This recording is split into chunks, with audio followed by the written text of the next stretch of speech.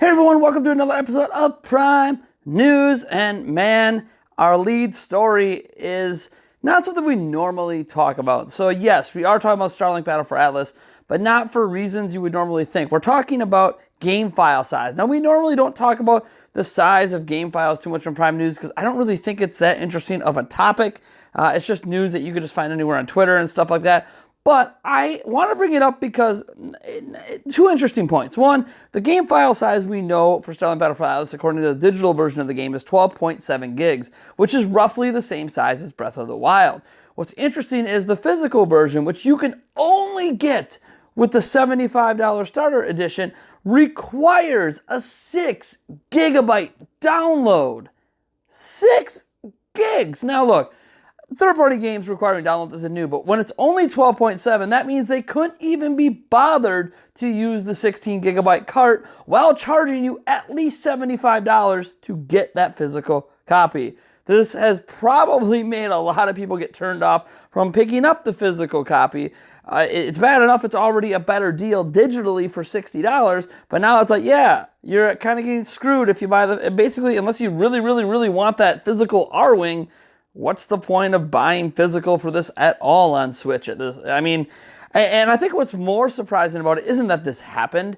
It's that it happened when there's a crossover in the game with Star Fox on Switch. So you would figure if Nintendo was going to cut anyone a deal on a 16 gigabyte cart versus an 8, it would have been, well, Ubisoft on this game. Or if Ubisoft was going to eat the cost on any game on Switch to have the entire game be on a single cart, it would be Starlink Battle for Atlas. Unfortunately, we are going to just have to suffer through it or buy the digital version. In fact, unless, I mean, for those of you, like we did a poll on people picking this up, and like 43% of people out of about 1.5 thousand said they were going to buy Starlink Battle for Atlas. What I'm curious is, are you planning to get the physical version because you really want that R-Wing? And maybe you just really like Toys to Life. That's always possible as well. Or are you going to go with the digital version, which is a much better deal and cheaper? And hey, you got to download half the game anyways if you buy physically. So let me know if you are getting Starlink Battle for Atlas, which version are you getting and why? I'm very curious to see how this one plays out. So Capcom plans to release 3 major AAA games every year, and they plan to support each of those games for 3 to 4 years. And this is obviously through a lot of different methods, but this came up in the recent investors meeting, and here's what Capcom said about their plans with their major AAA games. Specifically, new titles will work as growth drivers as we release approximately 3 major titles each year, extend the sales and life of these titles to 3 to 4 years with additional content and pricing strategies, and strengthen our presence overseas, which comprises approximately 85% of the total market.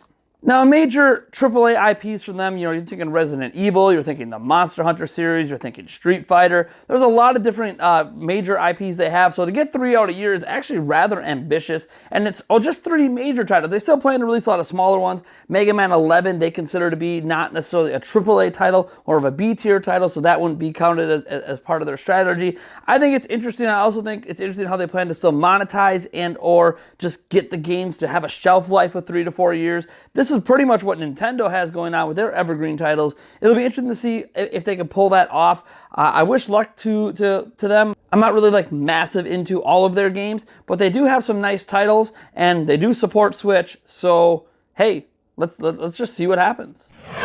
So if you remember, we just talked about Starlink Battle for Atlas not too long ago, and I have one more story regarding, and this is actually a really cool one. So in Starlink Battle for Atlas, you can customize your ships with different bodies, different wings. Heck, you can stack multiple wings, different weapons, different pilots, all that stuff. Well, if you don't want to wait till the game comes out to play around with this and see what your ship is going to look like and what configurations you like, you don't have to, because Ubisoft has released a free, interactive ship builder on their website. And you're seeing an image of me just messing, it's just as me messing around with Fox and the R-Wing and adding the weapons and wings. It's not really a video, it's just a still shot, but still, it's very interesting. concept here. I really like it. Everything's in motion. And you know what? I mean, if you want to preview how your ships might look in the game, this is actually a really great tool. I'm not sure why they created it outside of the fact that, hey, it's just cool. So even if you aren't going to get Starlink Battle for Atlas, you can still go mess around with the R-Wing and customize it and see if there's any customizations you think are really cool. In fact, why don't you customize your ships, take screenshots, and post them down in the comments below. And hey, if I really, really like your design, maybe I'll just give you a $5 eShop gift card just for the hell of it. It appears, at least according to people in Japan, that the Nintendo Switches in 2018 might have better Wi-Fi and better screens than the ones that were created in 2017. Now in 2017, most of those units, the screen technology came from a company called Japan Display. Nintendo no longer partners with them. Now they are partnered with Inolex and AU Optronics for the screens. So the reports are basically that in comparing 2018 models to 2017 models, that the 2018 models have warmer and truer colors. What I actually find interesting about this is something I've been told, and I haven't been able to verify this because I've only ever seen launch Switch units up close because it's basically mine and Eric's, and we both got ours at launch. I was told our launch units actually have better screens than the ones that came out later in 2017, but I haven't seen any comparisons directly beyond this screenshot to a 2018 model. So it's actually interesting to know that maybe Nintendo's already using better screen technology from better manufacturers here in 2018. And this only bodes well if there's a revision next year, because obviously we just want higher quality, better screens. And this is an issue Nintendo's had with their handhelds for a long time. If you don't know, on 3DS, some of their units, if you win the lottery, you basically get an IPS screen. Otherwise, everything else is a TN panel. And it appears that's kind of sort of happening with Switch. Are you going to end up buying an older stock 2017? Are you buying a newer stock 2018? Are you buying one from closer at launch, later in 17? It appears it's still kind of a crapshoot on if you're going to get the better panel. But you know what? I'm actually interested to see how a launch unit compares, because from what I've been told, the launch unit screens were better than the ones later in 2017. So how do the launch unit ones compare to a 2018? I'm not going to go out and just buy another Switch that I know is a 2018 model to make that comparison. So maybe one of you guys out there already have multiple Switches and can do that work for me. I don't know. Let me know what your findings are down in the comments below. One interesting point as well is that while they're not really sure how this has happened, it appears that the 2018 models have better Wi-Fi, and that's not something I expected. A lot of people have had different Wi-Fi issues with the 2017 models. I personally haven't had that, but again, everyone's Wi-Fi network's different, everyone's electrical interference is different, everyone's routers are different. So it appears that apparently the 2018 models are just more compatible and have stronger signal strength with various wireless routers that were previously causing issues for the older Switches. So again, kind of neat, not something I could personally verify, but there's been enough chatter in Japan about this on various fan forums that it was worth bringing to your attention if you're on the fence on getting a Nintendo Switch right now because of wireless concerns, or maybe you just didn't like that the panels maybe were a little soft in your opinion. Well, now you might have some evidence here that suggests, hey, you know what? If those issues were a cause for concern, maybe they're not anymore. So our last story for today deals with the eShop. Nintendo has released the top grossing games. Yes, I'm saying grossing instead of selling, and you'll see why in a moment. The top 30 grossing games for the Nintendo Switch eShop in September in the United States, and it really shouldn't be a surprise what's at number one.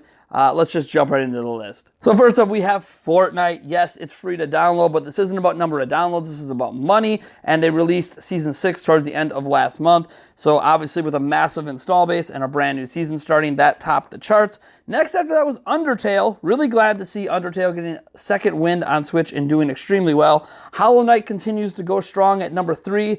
Minecraft, the game that just keeps on giving, is still there at number 4. And interestingly enough, is Super Mario Party in the 5th spot. This is actually really interesting because Super Mario Party didn't release last month. These are just money made off of pre-orders. Crazy. Overcooked 2 at number 6. Final Fantasy 15 Pocket Edition lands at number 7. You have Capcom Beat 'em Up Bundle at number 8. Human Fall Flat at number 9. And still in the top 10 is Rocket League. And you can look at the rest of the list if you happen to be interested. I think some interesting notes from the rest of the list are that Super Mario Odyssey and Breath of the Wild are still holding on in the top 30, despite coming out quite a while ago. And both are ahead of Mario Tennis Aces. So I mean, I guess nobody likes Mario Tennis Aces as much anymore. Go figure.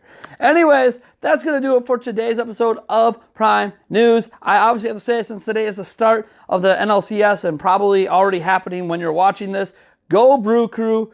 Good luck with beating the Dodgers, and I will catch all of you guys in the next one. Yes.